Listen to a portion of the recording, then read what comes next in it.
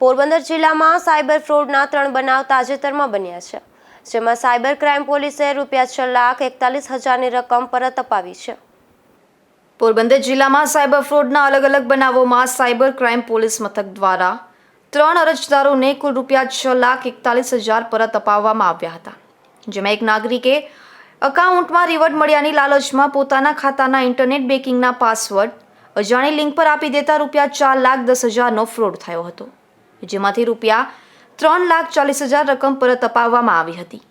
અન્ય બનાવમાં એક નાગરિકે ઓનલાઈન ઇન્વેસ્ટમેન્ટ ફ્રોડમાં ₹2,78,000 ગુમાવ્યા હતા, જે સંપૂર્ણ રકમ અરજદારને પરત અપાવવામાં આવી હતી. જ્યારે એક અરજદારે ઓનલાઈન ટાસ્ક ફ્રોડમાં ₹53,000 ગુમાવ્યા હતા, જે પૈકી ₹23,000 પરત અપાવવામાં આવ્યા હતા, અને ત્રણેય બનાવમાં આરોપીને ઝડપી લેવા તજવીજ હાથ ધરી છે.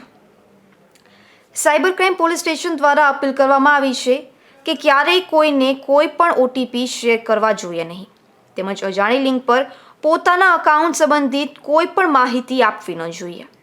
ઓનલાઈન ઇન્વેસ્ટમેન્ટ, ઓનલાઈન ટાસ્ક હંમેશા ખરાઈ કરીને જ કરવું જોઈએ, તેમજ અજાણ્યા વોટ્સએપ નંબર પરથી કે ટેલિગ્રામ ચેનલ મારફતે ઇન્વેસ્ટમેન્ટ ટાળવું જોઈએ તેવી પણ અપીલ કરી હતી.